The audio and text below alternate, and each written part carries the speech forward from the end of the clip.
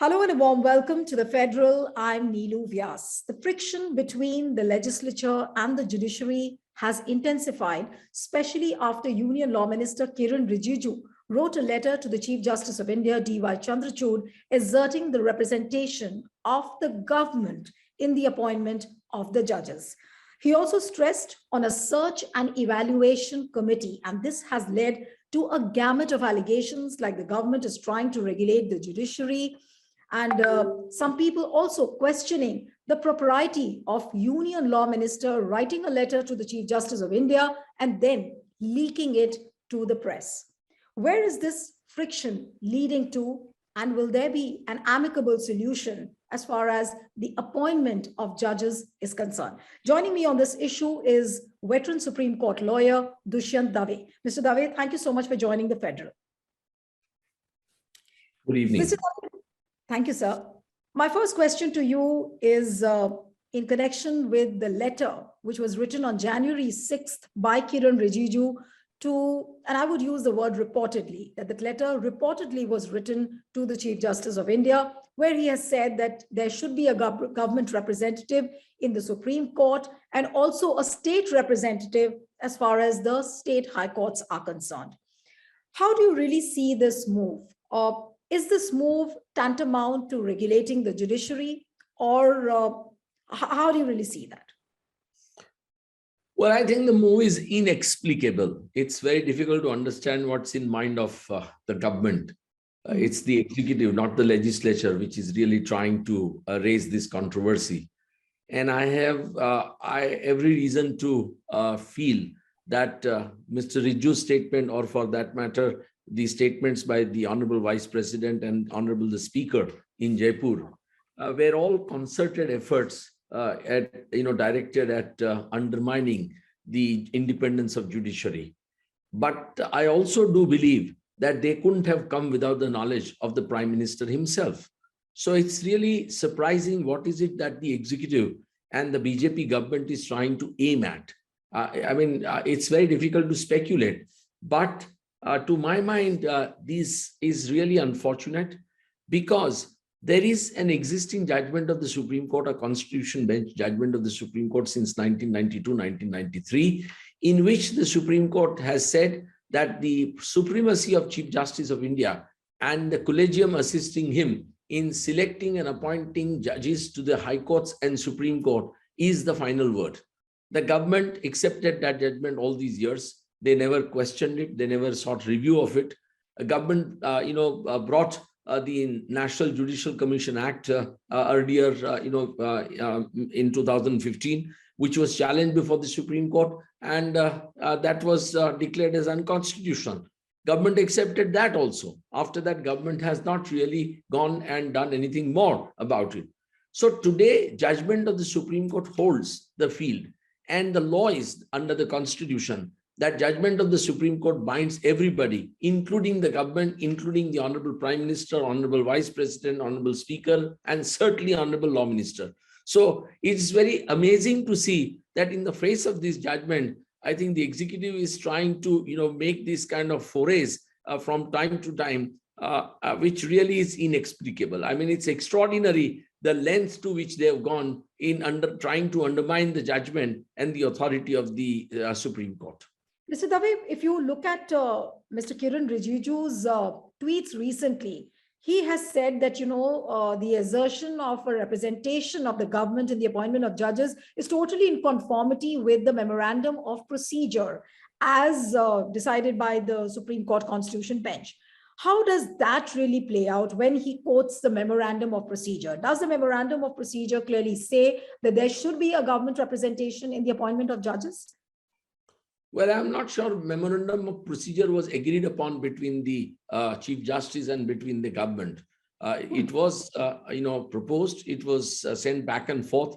I am not aware whether that the memorandum of procedure was ever agreed upon. Yes, government may have suggested, but I don't think it wasn't agreed. You are saying it wasn't agreed.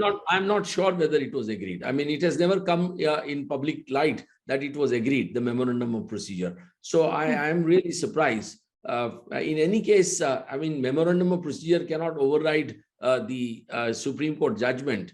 And therefore, there is no question that, memorandum, yes, it's a matter of convenience to which they can agree upon. But unless they have agreed upon it, unflinchingly, I don't think such a memorandum can really control in any manner the power of the Chief Justice and his collegium to, recommend appointments to High Courts and Supreme Court, and the obligation of the government to accept those nominations and actually go ahead and make the appointments. So I think, I don't know. I personally feel that there may be an effort on the part of the executive.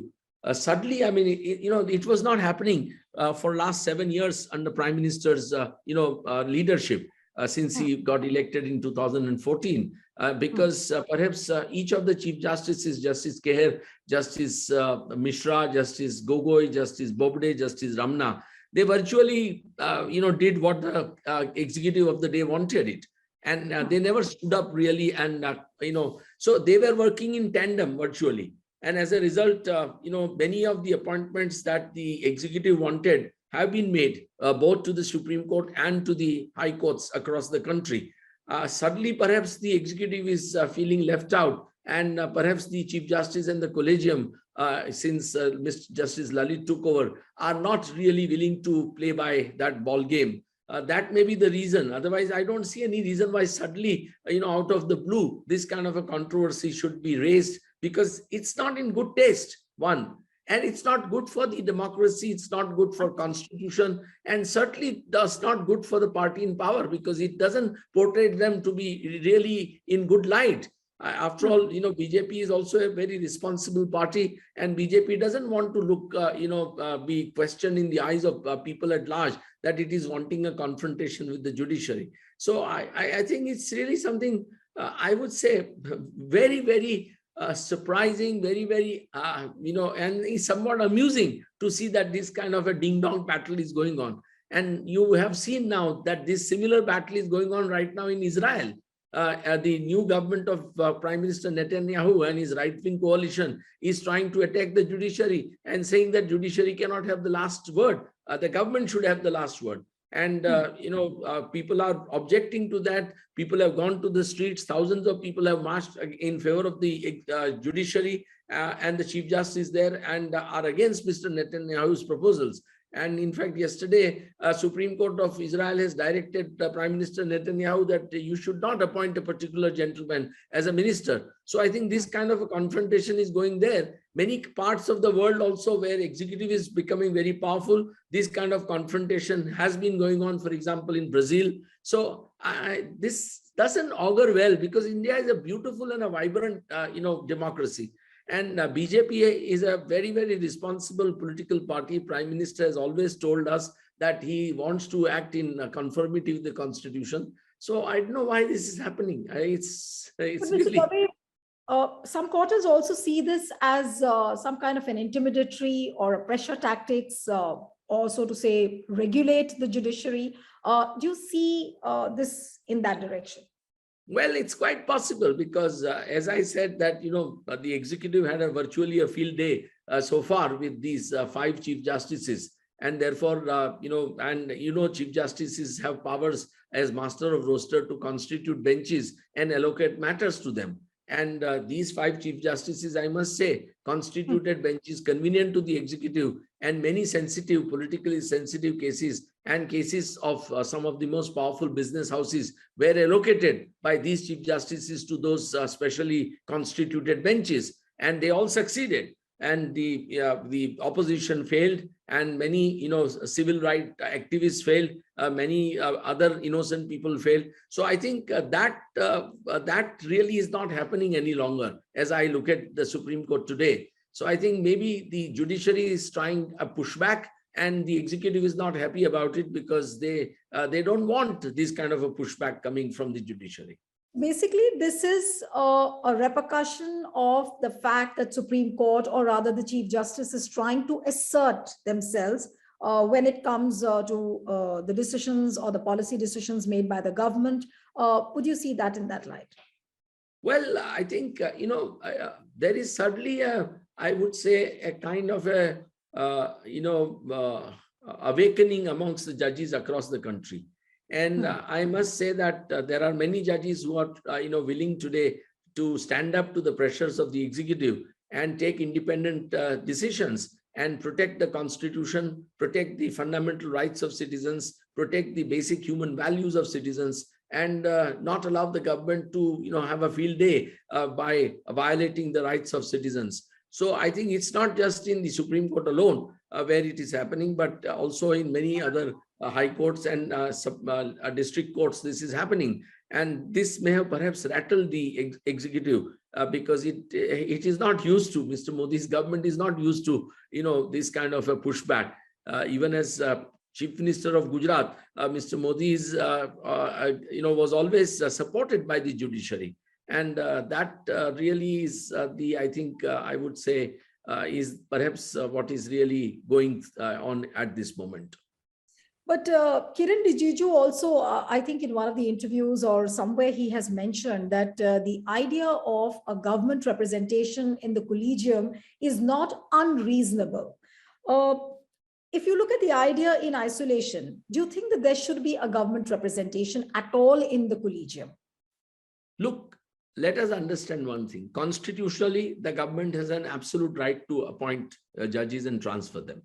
But because of this judgment of this, Supreme Court, which came in 1993, the Supreme Court has taken that power by reinterpreting the Constitution. One may or one may not agree with it. I myself was not in agreement with that view that Supreme Court took because, it was really turnketting the Constitution in one sense. But having said so, I must say, and I must say that the functioning of the collegium since 1993 has been far from satisfactory. It is, in fact, a collegium which has done great damage to independence of judiciary by selecting and allowing appointments of many judges across the country who have not been fiercely independent, and some of them whose integrity have been in question. So a collegium must share the burden or the responsibility of the failings of the judiciary so far.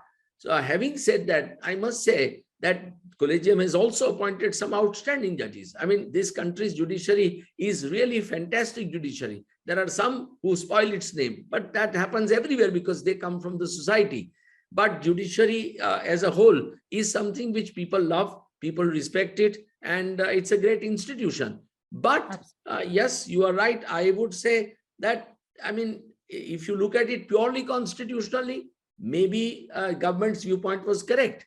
But what the government has reflected in last 7-8 years is that in every constitutional post, look at the kind of people government appoints as governors. I mean, look at the functioning of the governors. Mr. Dhankar in West Bengal, Mr. Ravi now in Tamil Nadu, the Maharashtra governor, and virtually every governor in appointed by them, especially in opposition-run states, a lieutenant governor of Delhi, are not acting in consonance with the constitution.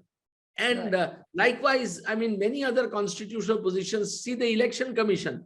I mean, it is unthinkable that election commission will have, election of a small state of Himachal on one day and then have Gujarat election 3 weeks later.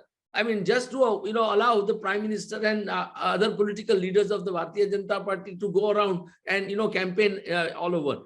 I mean, or to have, in many states, election spread over 6 or 7, phases. All that election commission does is to perhaps only suit the convenience of the party in power. So that, I mean, it's shocking that you have in a small state like Gujarat, in one part, election is going on, while the Prime Minister and Mr. Amit Shah are campaigning just one district away, because the election commission has thought that we must have election there after a few days. Now, that kind of a thing, we have seen, I mean, look at CAG, I mean, it's a constitutional position. Dr. Ambedkar during Constituent Assembly said that to him, Controller of Auditor General was even a more important position than a Supreme Court judge, because, he is really looking at the finances of the whole country. Now, we are not seeing any kind of a questioning by CAG in last 7-8 years about government's spending. I mean, where is all this money gone? I mean, all kinds of expenditures are being made. Many of them are not wise expenditures or, wasteful expenditures taking place, but no word. So there are many such positions. There's another let me complete. So my own feeling is that with the kind of with the kind of appointments that present day executive has made, I think they have virtually forfeited the right to appoint judges, because if it was left to them, God alone knows what kind of judges we will have now. And once you appoint a judge, he is untouchable. You can't remove them. So for years together, High Court judge, if a young High Court judge is appointed at 45 or 47 or even at 50, he has 15 years.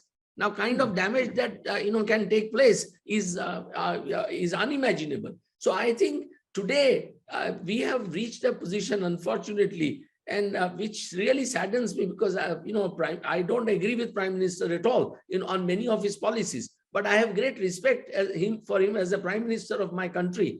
And I feel that Prime Minister should not allow, he is here today. Tomorrow, these kind of appointments or this kind of an approach will completely destroy, the fiber or fabric of democracy in the country.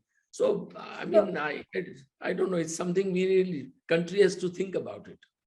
But Mr. Dave, Kiran Rijiju made a reference of a search cum evaluation committee. I needed a clarification as to whether at all this kind of a search or evaluation committee exists. Is it there? Officially, I'm not sure whether it exists or not, because so far as the law is concerned, the law declared by the Supreme Court is clear. The appointments are all to be made by the High Court collegiums and ultimately by the Supreme Court collegiums. So I don't think in that government has any role, any search committee has any role. So it's not, in countries like United Kingdom, for example, the post of Chief Justice of United Kingdom was advertised, and candidates were invited, to apply along with, some kind of an essay to judge. But those are extraordinary countries where merit and merit alone counts. Today, in our country, unfortunately, in every post that you see that government appoints, every important post across the board, there is nothing but politics, politics, and politics. These appointments are purely subjective appointments. No independent person, no person who is truly worthy of that particular position is being considered and appointed by the executive. So all that they see is that where are his loyalties? How is he going to stand with me as a party? That kind of a situation, these search committees really are really not the answer to these countries. It's a misnomer. The search cum evaluation committee in context to the appointment of judges is a misnomer, you're saying. You said officially it's not. It's not only misnomer, I think it's mischievous to suggest that there should be such a committee. No, certainly not. Okay. So one last question, Mr. Dave, before I wind up the show. Where do you see this collision course leading to? Will there be some kind of an amicable solution? Will there be some kind of a dialogue between the judiciary and the executive? How do you really see this? Because there's a lot of friction, especially after when the vice president also made those remarks which were uncalled for. And then recently you have this letter written by Kiran Rijiju. How will you temper down the heat, or how does one temper down this heat? Well, I'm actually worried because, this kind of a confrontation did take place when Mrs. Gandhi was in power. And when she had, people like Mr. Shiv Shankar as law minister. So it did take place at that point of time, and it was not good for the country. And so nobody knows where this controversy is heading. Nobody knows what is the end. And I'm really astonished because I've been a lawyer for 44 years. I cannot fathom a single reason why at this stage, at this point of time, this controversy should at all have been allowed to erupt with the kind of vengeance that it is taking place on the part of the executive. It's not necessary. Everything was going honky-dory. Judiciary was making decent appointments. Government, was expressing its views from time to time, but ultimately judicial view was the final as per the judgment. If government wants to do something, government can bring another NJSC act and, have it tested in parliament. This is a government which can pass farm laws without any debate and revoke them without any debate. I'm sure it can certainly bring some kind of a NJSC and try to amend the constitution. Although I do feel that today combined opposition will oppose it and government may not be able to push it through. And, when NJSC was brought, virtually every party agreed with them. Today, every opposition party has realized that their own existence is under threat. They are being targeted by the executive and the agencies controlled by the executive like CBI, ED, income tax, and that judiciary is the only savior. So they will not now today support. Government knows that. So government is now in a fix. It can't bring a law. So what do? You try and make these kind of a worthless controversies from time to time. Try and keep the pressure on the judiciary and try and scare them. I don't know where it's going to end. I really pray that I think the Prime Minister is advised by or Prime Minister's own wisdom really comes to the fore, and Prime Minister tells these people to stop. As he did only day before yesterday, asking his cadres to really go down and meet the Muslims and try and tell them, explain them as to what BJP's philosophy is, and that BJP is not against them. Likewise, I think the time has come. Prime Minister should step in and stem this, before it goes really out of control and it becomes ugly, because it's not really nice for the countrymen to see that this kind of a controversy is taking place between two of the three, or maybe two on one side, executive and legislature on one side, and judiciary on the other. After all three organs of the state have a very important role to play. And checks and balances can only be maintained if each of the organs is allowed to function independently. So I think a Prime Minister who swears by democracy, who swears by Constitution, who swears by Dr. Ambedkar, one really hopes that Prime Minister will step in and stop this. This is indeed a worrying trend, but let's hope and pray that something positive comes out and there is an amicable solution between the executive and the judiciary. It was wonderful talking to you as always, Mr. Dushyant Dave. Thank you so much for joining the Federal, and you all stay tuned to the Federal and share this video as much as you can. Send us your feedback. Thank you so much.